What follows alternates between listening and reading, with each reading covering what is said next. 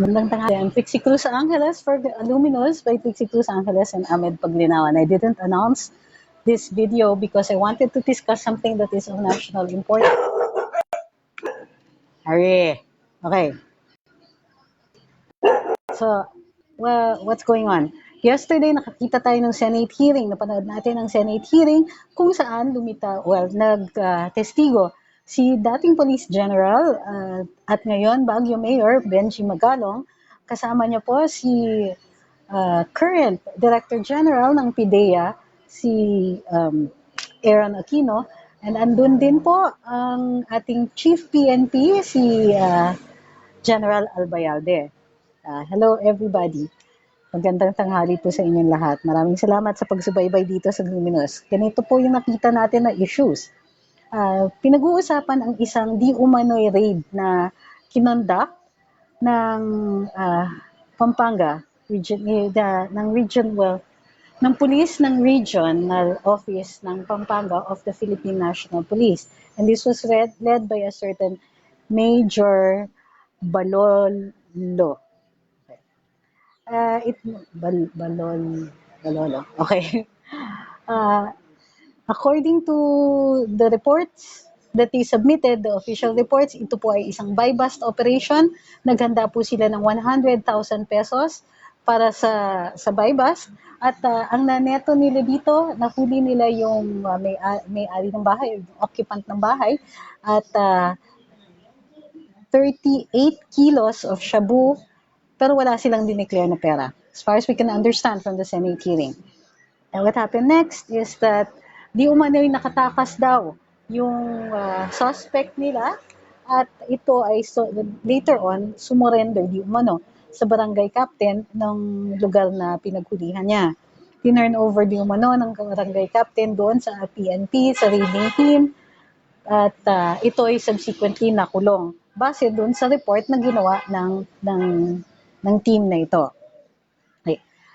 Later on, apparently on the orders or the suggestion of Chief PNP Alan Purisima, inimbestigahan at the time CIDG Chief Benji Magalong ang insidenteng ito. And they found, base sa kanilang investigasyon, it wasn't by bust. It happened in the morning instead of in the afternoon, ayon dun sa kanilang report. It was a raid. Yung tumakas di umanong suspect, iba po yung tinurn over or iba po yung nakulong dun sa actual na suspect. At later on kasi, ang effects, ang nililink nila or kinoconsider nilang epekto ng itong buy-bust operation na ito o raid na ito, ay binaha ang area na yon ng shabu at consequently dahil dito ay bumaba ang buying price ng shabu dahil sa dami ng nagfa-flood sa market. In other words, this was an accusation of agaw bato.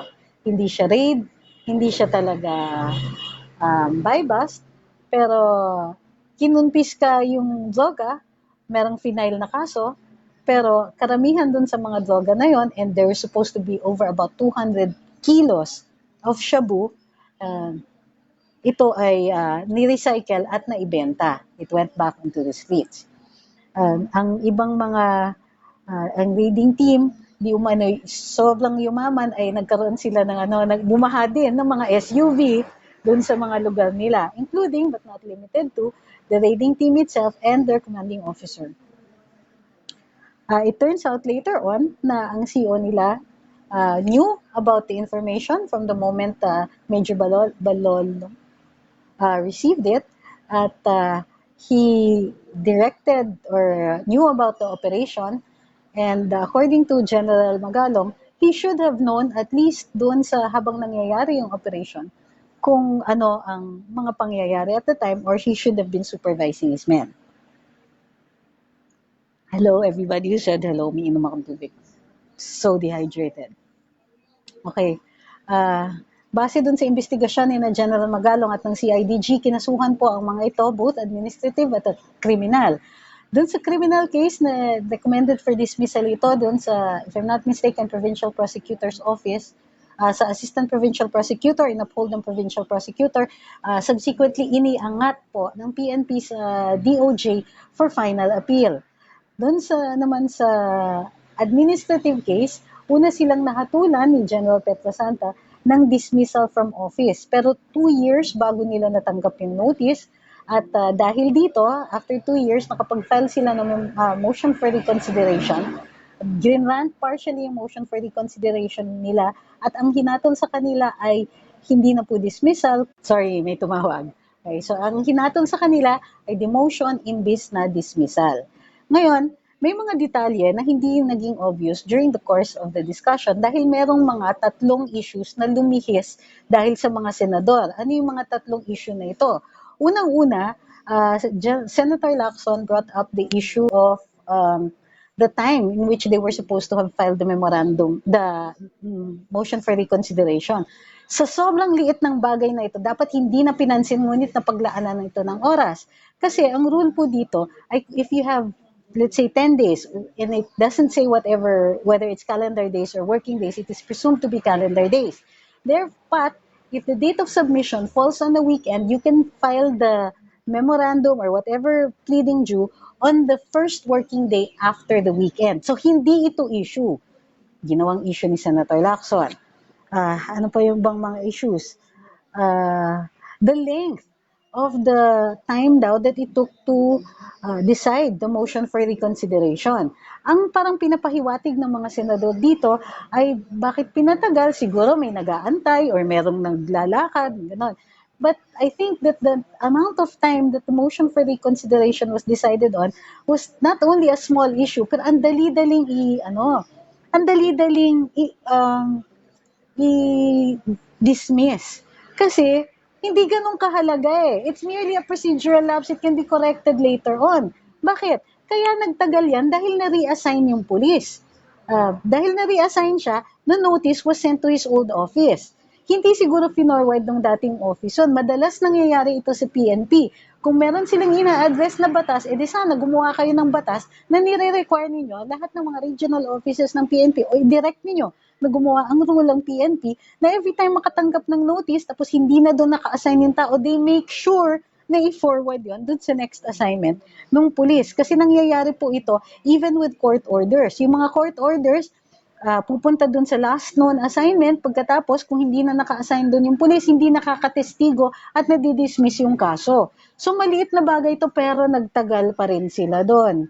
Di ko maintindihan kung bakit. Bakit it was such a big deal? Why did it take 2 years to resolve the motion for recon? Because it took 2 years to find them. Anong gusto ninyo? Maghanap kayo, kung hanapin niyo yung tao na hindi nag-forward ng notice. At tignan niyo kung may issue doon. Pero hindi mahalaga yung issue na yon. Meron tayong mga agaw bato police officers dito and you are worried about why it took 2 years for them to be dismissed from the service. Haller. Okay. They were also overlooking the fact na doon mismo sa DOJ na dismiss at the prosecutor's office yung kaso. Ibig sabihin, wala ditong finding of probable cause. But did the senators take this up? No, of course not. It wasn't important enough for them. At siguro, natatakot sila o nahihiya sila. Tanungin dito kay DOJ, oy, DOJ Secretary, yung mga tao mo, pakitignan nyo naman bakit yung kaso na ito ay dismissed. Take note also that the senators were very, very careful with the DOJ Secretary. And the DOJ Secretary was likewise very, very careful in saying na, we will decide this either way. Bakit? Itong mga senador na to, nanggigigil na i-discuss yung merito ng kaso, ay andun yung tao na gagawa ng desisyon. What does that mean? It makes him conflicted. It makes the DOJ Secretary conflicted. Paano siya magde-decide? Gayong nakikita niyang maliwanag na gusto ng mga senador na ang hatol ng DOJ ay may probable cause. Paano natin gagawin yun? Yung taong nagde-decide, pinaririnig ninyo yung mga talak ninyo. Okay, sorry. Pero, ganun talaga yon. My point here is that the senators were wasting valuable time discussing issues that were hardly important. Buti na lang, may Benji Magalong. Kasi, si General Magalong, Mayor Magalong, siya yung nag-bring up. Siya yung nagsabi dito kay DG Aaron, ano ba? Takot tayo pareho para sa pamilya natin, para sa security natin, pero naman, tell the truth. Di napilitan. Tell the truth ngayon si DG Aquino. At sinasabi niya ngayon na nag-intervene, or he didn't say intervene, of course, dinescribe niya na tumawag si General Albayalde sa kanya at kinamusta yung kaso at ni-request na i-review niya. Ano itong kasong na to? Ito yung administrative case na originally for dismissal na. Dismissal of the police officers involved in the case.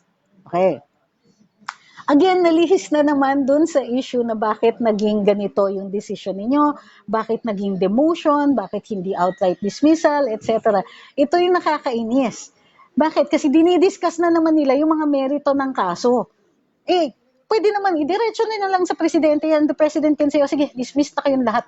Kayo na lang maghabol sa akin ng grave abuse of discretion. Dismiss na kayong lahat.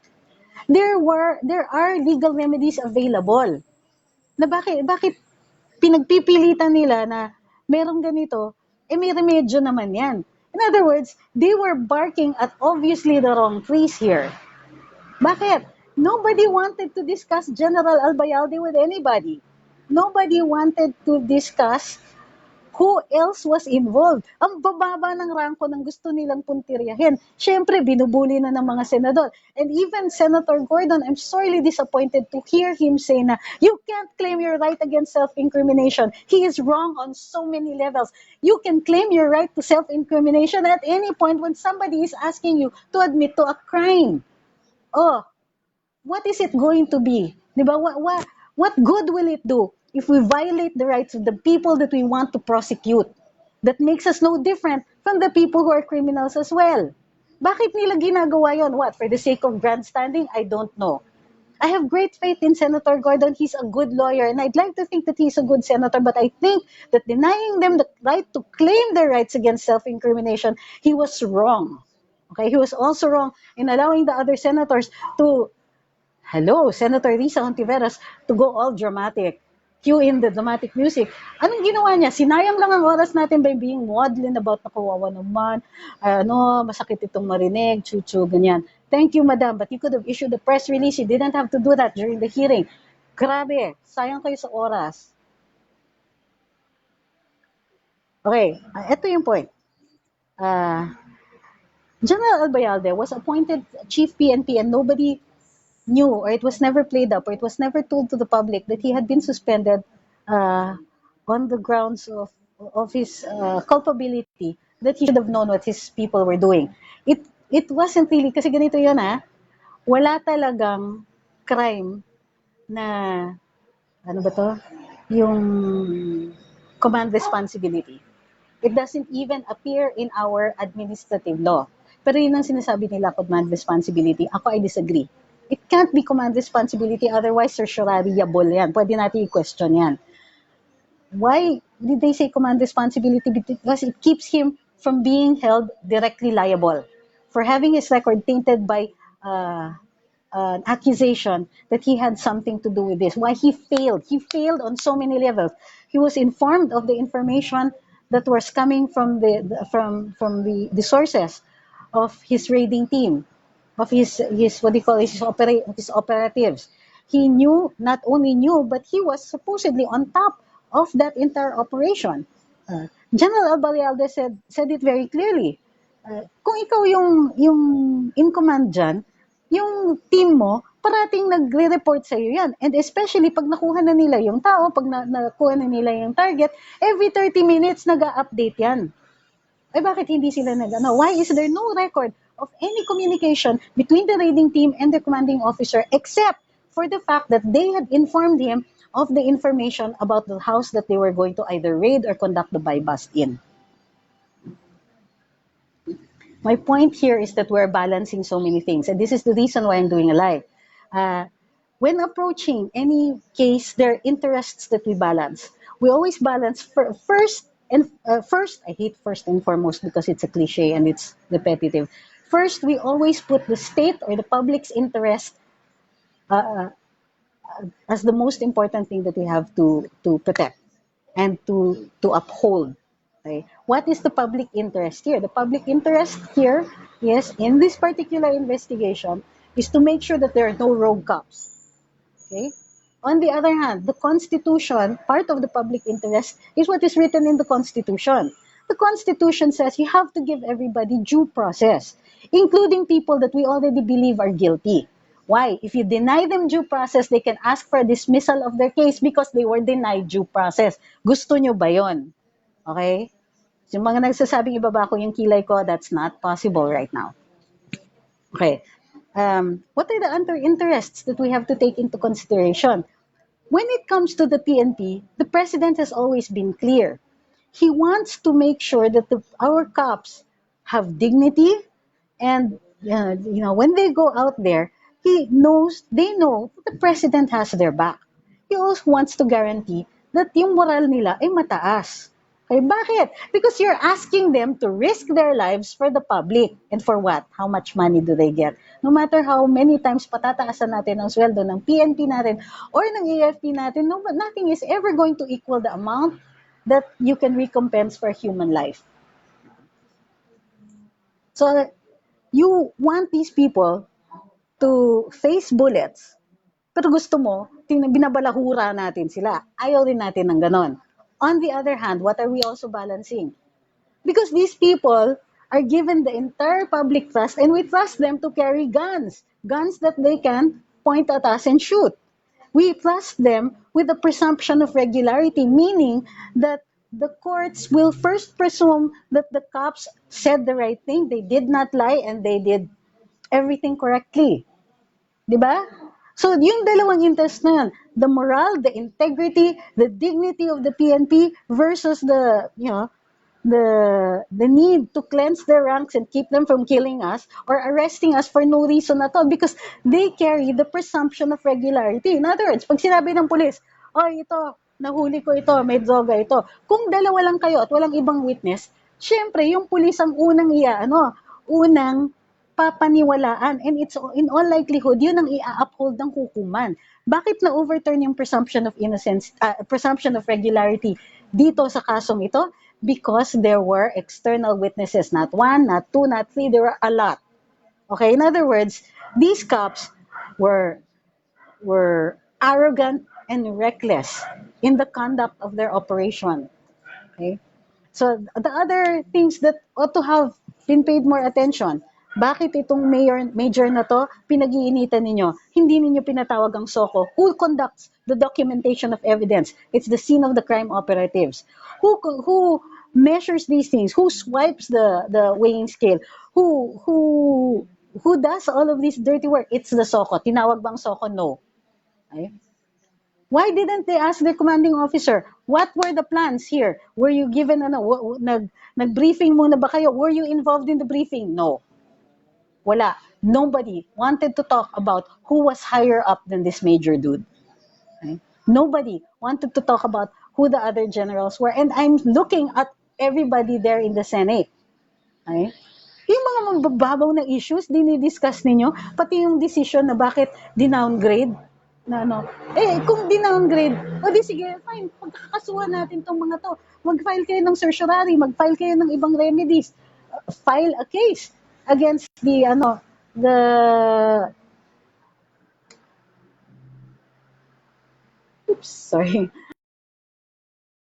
against the lawyer for gross ignorance of the law. But the time that they wasted on these things, amazing. Bakit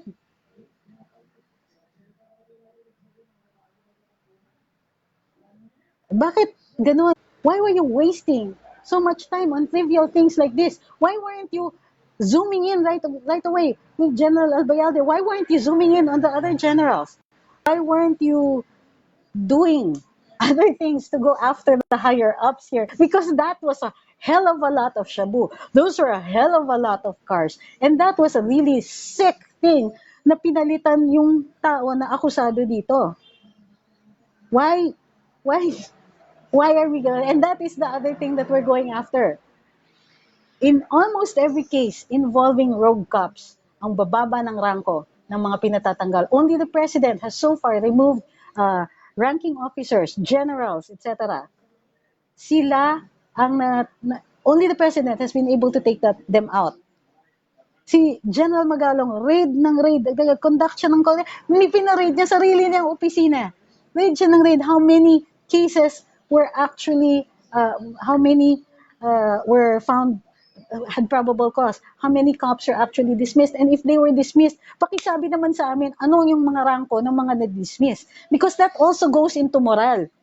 Why? You want to protect the dignity of the PNP. You want to protect their morale also. You want them to have high morale so that they can face bullets, they can face murderers, drug lords, and all sorts of hardened criminals. Pero gusto nyo, hindi natin kakasuhan yung mga generals, no? Safe sila. Hindi natin questionin. Hindi natin sila masyadong babalakurain dyan sa mga Senate investigations na yan because ang kaya lang natin itong mga babang rangko. How about we take up the cudgels for those guys who don't have any power? Na sila yung nakaharap sa bala, sila yung malapit sa kaso, sila yung unang binabalahura sa mga ganitong klaseng hearing, at yung mga general nila, ngingiti-ngiti na lang. 'Di ba? Yun yung point dito. I don't really like the idea. O sige, yes, by all means, let's prosecute these people. By all means, tanggalin natin sila dun sa mga But where are their commanding officers? Where are their generals? Bakit yung dun sa... Why did it have to take a Glenn Chong to get people like General Carranza and that there was probable cause to be found? It had to take an attorney Glenn Chong. Kailangan ganun kahataw yung abogado para umabot sa ganitong punto. And guess what? They haven't been removed from the service. May probable cause sila. That is usually enough for an administrative case and to have them dismissed. Bakit hindi? Bakit? Napaka-special naman yata nitong mga pulis na to. Bakit General Carranza seems to be untouchable? Why is he still on duty? Why are we not going after the generals? And this is where I am really, really concerned. Bakit nangyari yung motion for reconsideration in 2017? Who was the chief PNP? General Bato, now Senator Bato. But nobody wanted to talk to him about it. Nobody wanted to ask him these hard questions. He could tell us a lot of things about what was going on in the PNP. Why is he included in this Code of Omerta? Now, why are we just letting the little guys take the fall? Diba? Balance. That's also what the Constitution says. We have a hierarchy of rights, and there is also what we call a balancing of rights. The Supreme Court has told us that some rights are balanced against the others. Which is more important? Which has to take precedence at this time? Certainly, we want to protect the public against rogue cops. Certainly, we want to protect the cops against unnecessary cases, against harassment. And I'm not just talking about harassment cases from the public, I'm talking about harassment from other officials. That we have to protect our police officers from politics. Diba? We have to protect them from having to jockey for positions.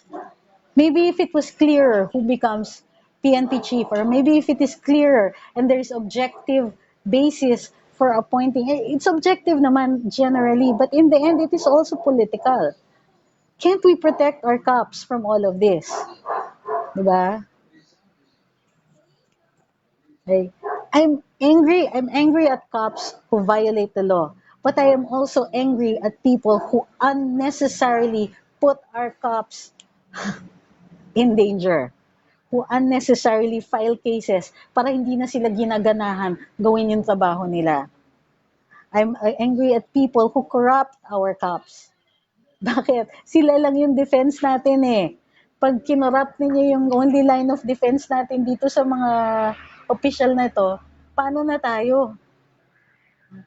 Alam niyo kung walang General Magalong kahapon sa hearing, sa tingin niyo na-discuss yung up to the level of General Albayalde. Now look, I'm not saying that General Albayalde is involved or that he is guilty.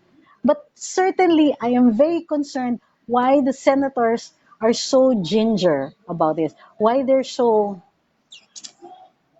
sensitive? Why they're so protective of these officials? Yung grandstanding, naintindihan ko na yan eh. Kumbaga, I hate it, but it's already a fact of life because normally I can just turn off all these hearings or just, alam mo, delikadong-delikado yung iPad kahapon, muntik ko nang mahagis because, hello, why are we discussing whether or not they filed on time? Nobody questioned it. Therefore, we can presume that it was filed on time. Ngayon mo tatanungin whether it was filed on time 2 years after the freaking fact? Why didn't they allow the lawyer to explain what was the balancing here? That there weren't two aggravating circumstances and one mitigating circumstance. There was just, she appreciated only one aggravating circumstance and one mitigating circumstance. Ito yung tanong. Okay? When the decision came out, did anybody file a certiorari? Did anybody appeal this? Wala. Diba? And biniblame ni General Albayaldes, General Magalong, pa-retire na siya noon. Why is it? Bakit si General Magalong, karga niya yung buong mundo? Siya lang ba yung tumatrabaho ng ganito? Siya lang ba yung talaga, and namangha ako noon, na pinarade niya sarili niyang opisina? Saan ka nakakita ng gano'n, di ba? Normally, you want to try to get along with the people you have to work with. Pero hindi, siya talaga pinarade niya. Inoperate niya. So, sabi ni si Sugar, kasi nakakagalit yung inuupuan ng dismissal, dapat yung nung mga ninja cops. Hindi yun eh. Ito yung nakakainis dyan. Hindi yung dahil sa inuupuan. How can you prove that? When normally it really does take that long. Ilang kaso ang hinahandle ko dyan sa PNP? Ilang kaso ng disciplinary actions, whether it is in the internal affairs, People's Law Enforcement Board, etc., umaabot ng 2 taon. Buti nga wala kayong tinanong doon sa Secretary of Justice. Tanungin nyo doon sa mga sa probable cause hearings, how long does it take? Buti may fiscal Darwin Cañete tayo na mabilis gumawa ng mga desisyon. Pero nag-iintay ako. The law office got a decision from the Department of Justice on a case that we filed over 3 years ago. Ngayon lang nag-decide ang DOJ. Ang DOJ ba pinapagalitan ninyo? Inupuan ba nila? Will you accuse them of doing that? It happens everywhere. Why do you single this out? You will single it out when there are other badges of fraud. Wala. The senators were hanging on to these little things. Why are you discussing the merits of the case in a Senate hearing? Kung sa akin yan, ito yung narrative. Ito yung narrative. What do you say in your defense? Okay, narinig na kita. I disagree with you. We're going to make a law or something about this thing. Go away. Diba? Go away. Because we will now forward all of these things to the Department of Justice for consideration. Or we will now forward this to the Internal Affairs for their consideration. Nakakainis eh. Nakakainis kasi unfortunately, there are some of us who can see na nililihis yung issue. Importante ba yung mga SUV? Oo, pero ba ano yung mahalaga doon? Dapat kinakasuhan, may kaso yan. There is a remedy in the frigging law for the confiscation of these vehicles kung may lifestyle check sila at masyadong mahal yung mga gamit nila, masyadong marami silang na-accumulate na assets na hindi na commensurate sa kanilang kaso. And this law has been around since the 1950s. But does anybody in government actually use that law? No. It's called the forfeiture law. Does anybody use it? Of course not. Why do the senators bring out the matter of the SUVs? I don't mind it that they bring it up. Pero ang tagal-tagal nila dun sa issue na yon. Samantalang may remedyo naman sa batas.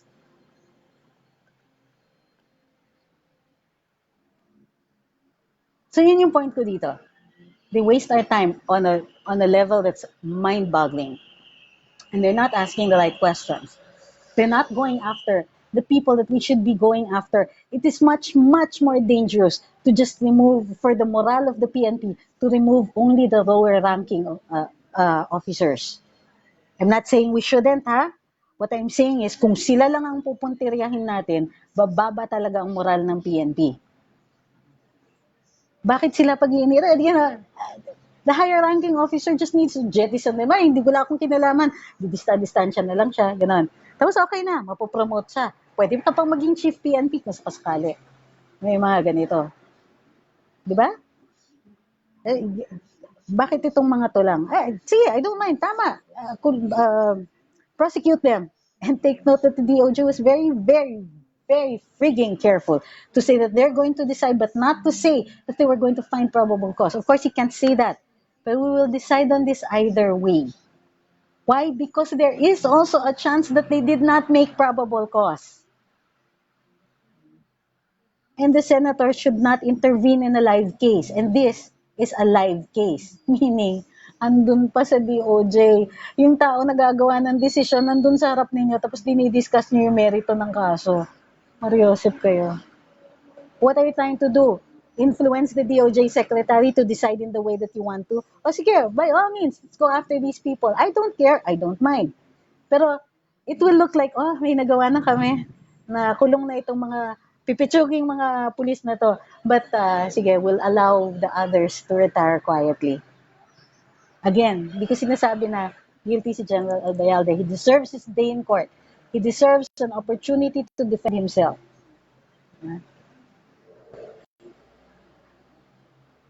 Pero naman, I think it is time for us to stop going after the little guy. And that's the reason I'm angry. Dun sa pagbabalahura ng mga karapatan ng mga pulis during the Senate hearing, feeling ko, Senator Gordon, I will stand up for them to defend their rights and only their rights, not their case, but their right against self-incrimination.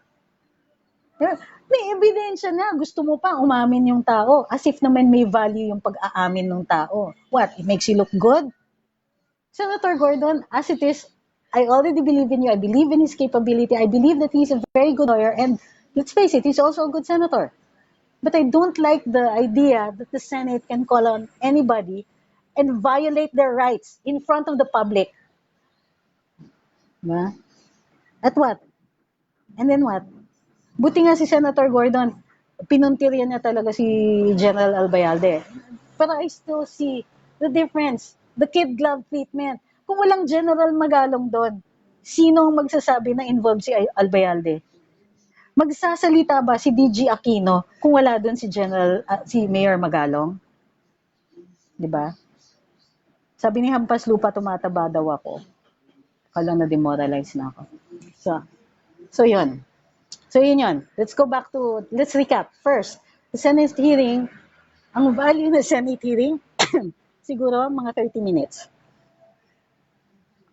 Doon sa mga portions, kung saan sinabi ni DG Aquino yung alleged interference or yung alleged recommendation or request na i-review naman yung kaso, yung revelation na ang regional pala nung time na yon ay si General Albayalde himself.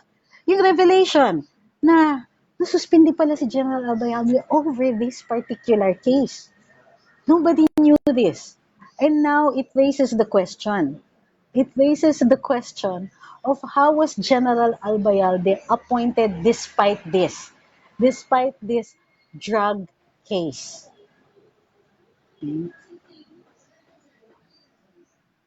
I want to be fair. The Senate doesn't always come across as fair. Even the PNP within its ranks, they don't come across as fair. May proseso. Alam nyo, ang dami nang lumapit sa amin na wala kaming magawa. Yung mga nagsasabing puso ko, wala akong puso. Ma'am, inaresto yung anak ko, tinaniman ng pulis. Titingnan ko yung bata, yung record. 15 years old, no record of drugs, no record of drug use, no record of anything. 15 years old. Tapos sasabihin nila, nang-agaw ng barel. 15 years old, walang kamuwang-muwang, babading-bading yung bata. Nang-agaw ng barel, patay. We went to his wake. You want the cops to stop doing this. You want the cops to stop making it look like they have all of these accomplishments. And they're using the presumption of regularity to hide their crimes. Pero on the other hand, bakit pagka nagdi-dismiss tayo ng pulis, kukunti yung mga gusto nating i-dismiss ng mga general? Bakit? Ang bilis natin pag mababa ang ranko. Sirain na natin yung future. Anyway, mababa ang ranko. And minsan, dinidefend namin yung mga pulis na kasi naghahanap lang na kailangan merong ma-dismiss. O dismiss natin ito, mga to. Kasi mabababa naman yung mga ranko eh. Di ba? What the hell? The system of justice is supposed to act with fairness. Our law enforcers must be able to face all of these dangers with high morale. We must remove the bad people from their ranks. And we must balance these two interests. I think that if ever we're going to do anything like this, magtanggal tayo. Magtanggal tayo and let's start from the top. Diba? Ibang araw na natin pag-usapan yung Secretary ng Tourism.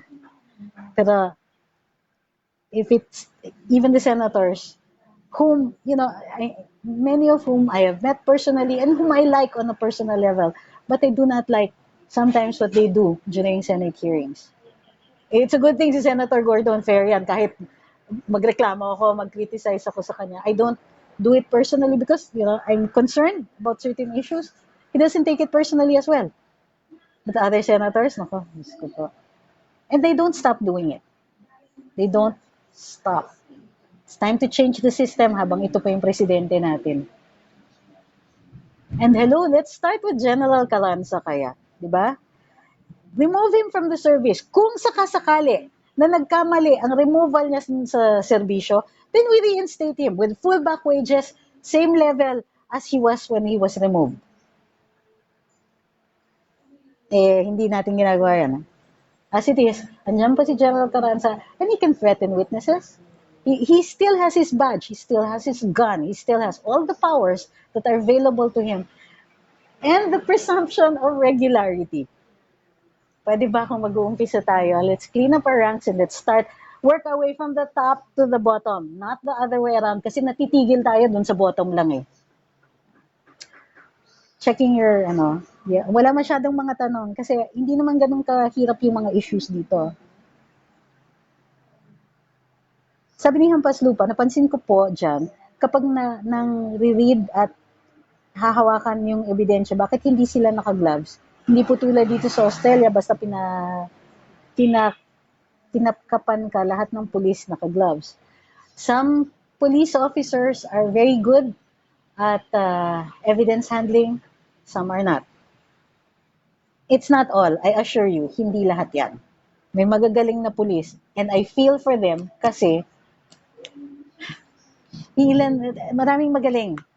And we have to protect them. Para hindi sila mawalang ng gana. Para hindi sila go to the dark side. Para hindi sila mawala. Kasi kukunti lang yun. Hindi, I mean, kasi marami sila. At kailangan punuin natin yung PNP with the good guys. Sana nga maraming i-clone natin si Mayor Magalong eh. Hindi eh. Sama loob ko kay DG Aquino na parang kinulit pa siya ni Mayor Magalong. Sabihin mo na. 'Di ba? Bakit hindi mo sinabi noon pa? Or sana sinabi niyo dun sa presidente, Sir, si General Albayalde noon. Bakit siya yung in-appoint niyo? Siya yung nag-intervene dito sa kasong to. I don't know. Maybe these people have to balance certain political interests. And when they do, I feel for them. I feel bad for them also. Meron silang kailangan protektahan ng interest. Their own, for instance. Baka forever na silang magtatago kung kumanta sila. Intindihan ko din yan. Pero naman. Diba? Tama na. At some point, tama na to. Alam mo yung malala dito na magiging epekto nito? Is question tuloy itong drug war. And we don't want that to happen. I think that the war on drugs is something that we should have done a long time ago. But we should have put it in the hands of good cops. How can we make sure that our cops are good? Kung ang tinatanggal lang natin ay yung mabababa yung ranko. Kung we treat our generals with kid gloves and why only the president has the guts to take out generals. Diba? Yun lang po at maraming salamat sa pagsubaybay sa Luminous. Like and share. Please don't forget to like and share. Don't forget to like as well. Luminous by Trixie Cruz-Angeles. and Ahmed Paglinawan. Opo, tumataba ako kasi nagbakasyon ako. Pinakain kami ng pinakain. So, back to the diet kami. Sabi ni Noc Reyes, sa media lang matapang si DG Aquino pag nagpapa-interview, daming ine-expose pagdating sa Senado, tameme. Sabi ni Vic Burgos, from the revelation of Mayor Magalong, Medyo Baluyo and his team violated all the provisions in the police operational procedures. Well, not all, but certainly enough. At least certainly enough for them to, unfortunately, yung violation ng police procedures, yun yung nag-cause ng dismissal ng drugs case. Okay? Against whoever the accused was. Pero merong isang nakulong tapos namatay sa kulungan. But it isn't enough, the violation of these rules isn't enough to establish probable cause. So at least yun ang tingin ng provincial prosecutor. So, but there are certainly grounds for administrative penalty. Sabi ni Maria Mamoto, kaya pala tahimik si Albayalde sa kaso ni Richard Santillan. Nagtatakipan sila ng mga kabalastugan nila dahil sa mga ninja cops pala sila. Sabi ni Ancheli, China Harinder, meron mga loopholes ang procedures, kaya yung mga lower rank police nalilito na rin. For example, using gloves. Bakit yung iba? Correct. I don't know how we can help our cops, but I think that they deserve both punishment and help in equal amounts. Sabi ni Lila, you should have heard General Agbayalde when he was interviewed by Irvin Tulfo in his radio program this morning. He was all on fire with his gun aimed at Mayor Magalong. Wonder why? Well, he's worried. Who will remove Carranza? Albayalde, his mista. Sabi ni Ma'am Yolanda Yoshida. Good point. So sobrang galing na areglo nila mga ebidensya, sabi ni Eddie Peñamora. So again, the point of this video wasn't just to point out what was going on in the Senate, but for also us, the public, to balance these two things. Oo, magalit tayo dun sa mga balahura, tarantado, at saka kriminal na pulis. But at the same time, we need to protect them from harassment when they're not doing anything wrong. Or we have to protect their rights kahit akusado sila. Para pagdating sa hukuman, wala silang loophole. Kung protektahan namin yung rights mo now, let us go on the merits of this case. Kung merong reason to put them in jail, by all means, saya ko lang. Pero kung wala, let's follow the process, let's follow the evidentiary requirements and all of that. But most of all, let's protect our cops from also the politicking. Yung isi-save mo yung general, tapos ilalaglag mo yung mga mabababa, yung rangko, di ba? Yun lang. We want to be fair. We want to balance the interests all around. We want to go after the bad cops, but we don't want to demoralize the service. We want to go after higher ranking officials, but we only want to be fair. And if there's no evidence, there's no evidence. Try again next time and get better evidence. That's how it works. And maraming salamat ulit sa pagsubaybay dito. Nakaka-drain. Sa last comment, napapaligiran si PRRD, sabi ni Sheila Eranias Ahmed, ng mga general na may hidden agenda, hindi tapat sa tungkulin nila. Oo, but I won't say all of them. Nakaproduce ang PNP ng isang Benji Magalong. Meron pa pong iba. Okay. Maraming salamat.